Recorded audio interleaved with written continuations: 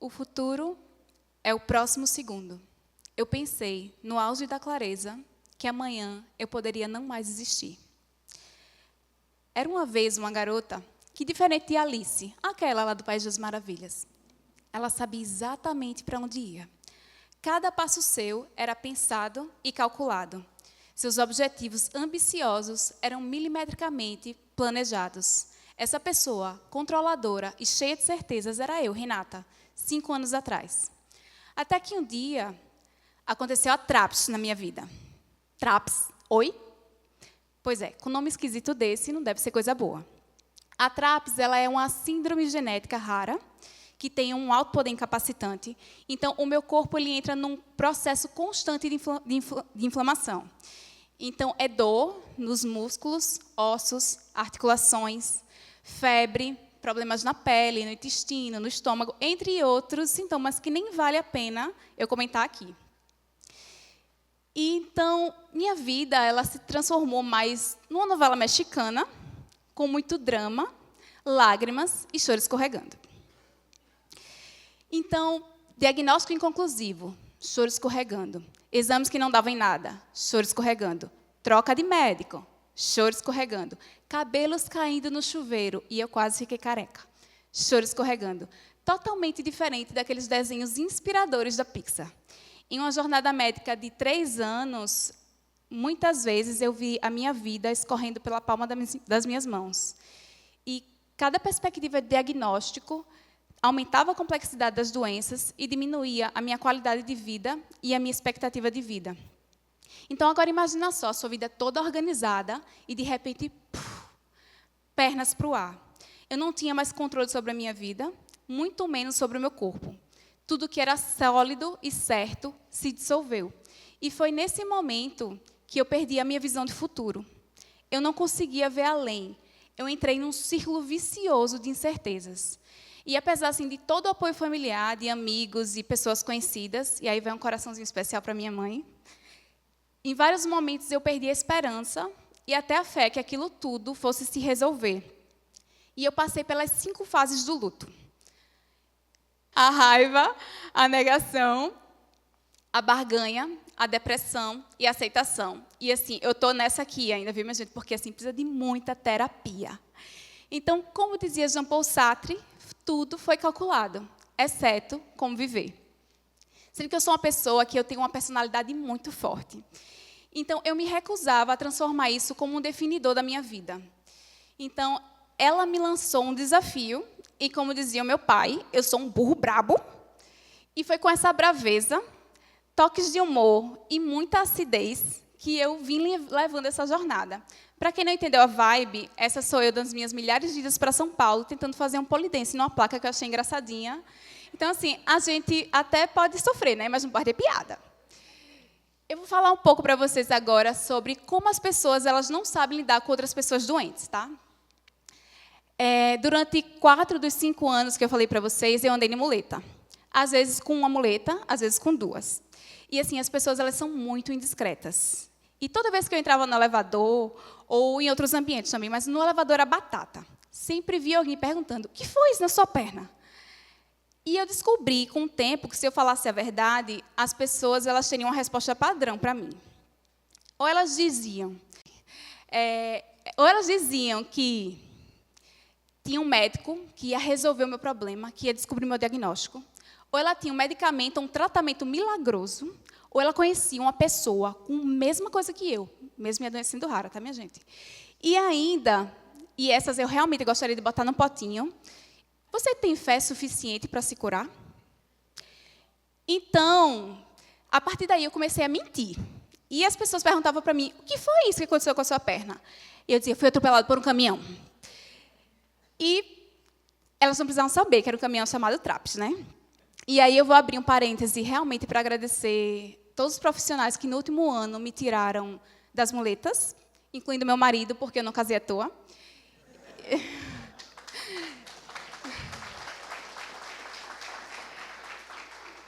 E também dar alguns conselhos para vocês sobre como tratar uma pessoa que tem problemas de saúde. A primeira coisa é seja discreto. Doença é uma coisa muito íntima, tá? A segunda coisa Nada de olhares de pena. A pessoa já tem problemas demais para lidar, para ter que lidar com a sua pena. E, por fim, quer realmente fazer a diferença? Pergunte como a pessoa está, não o que ela tem, e se faça presente e disponível. Mas, voltando para o assunto, como vocês já devem ter entendido, o meu corpo estava uma bagunça, mas a minha mente, não. Quer dizer, tem uns momentos que eu ficava chapada de remédios. Alguém aqui já tomou remédio para dor? Alguém? Remédio forte para dor. Tramadol, codeína, pregabalina. Pronto. Imagina isso tudo junto e misturado. Minha gente, a minha vida ela ficava lenta. Até completar as frases ficava difícil. Eu acho que eu nunca tive tantos momentos de contemplação na minha vida.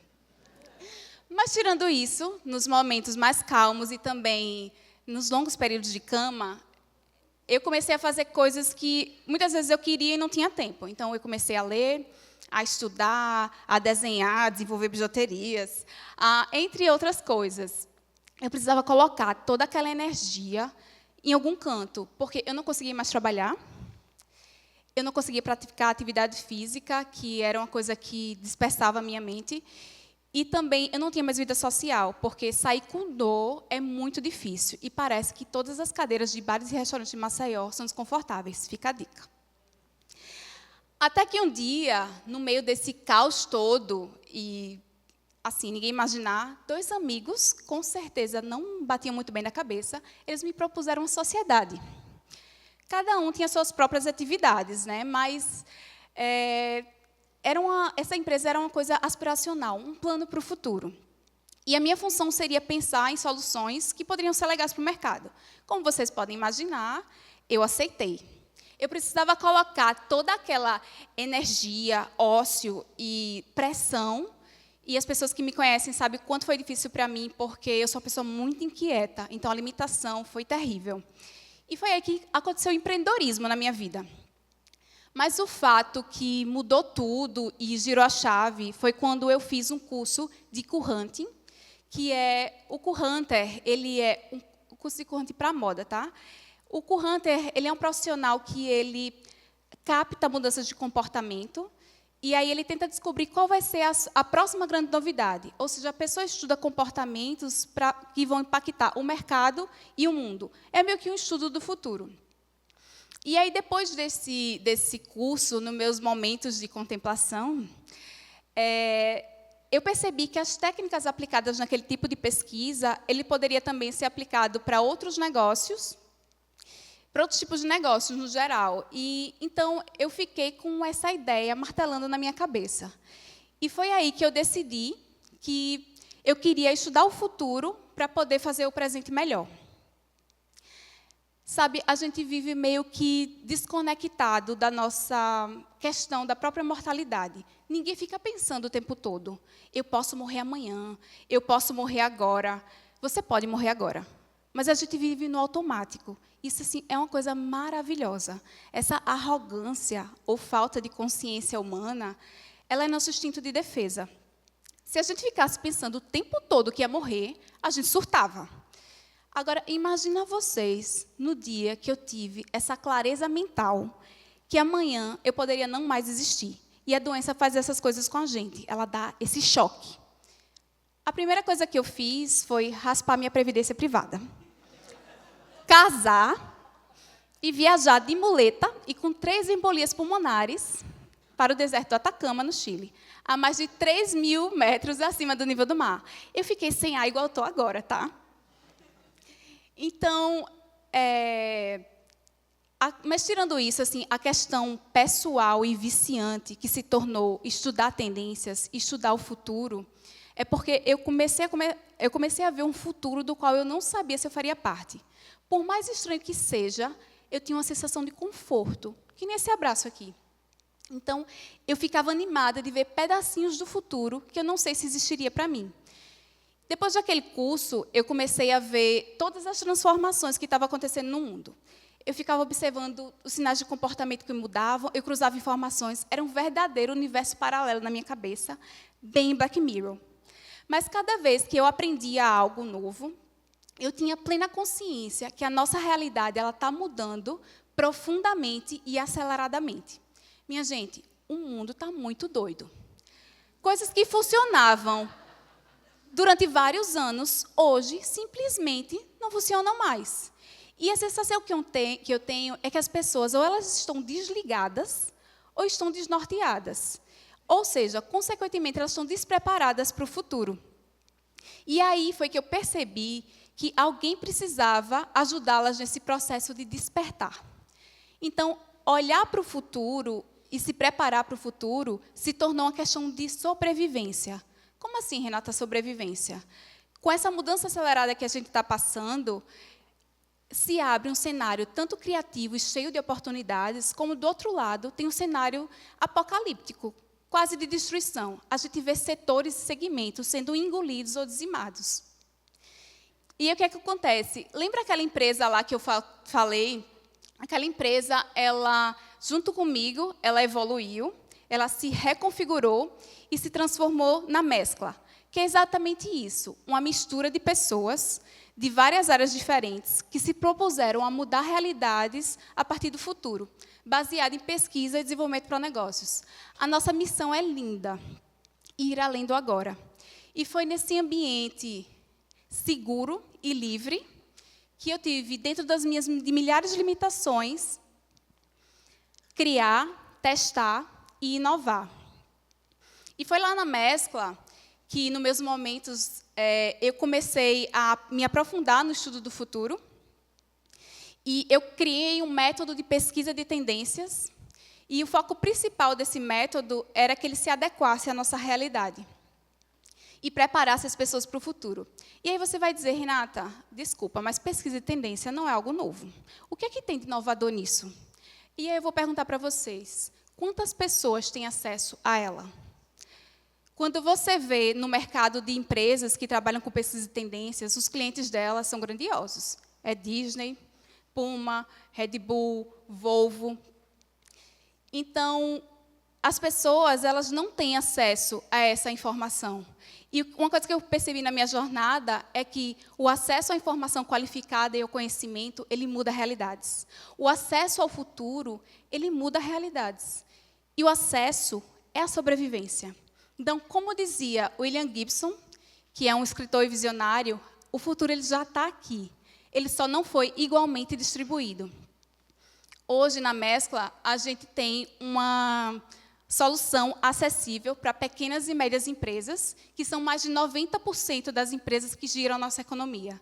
Então, a partir da pesquisa de tendências, ela tem acesso ao futuro. E é interessante como a gente percebe que isso causa impacto.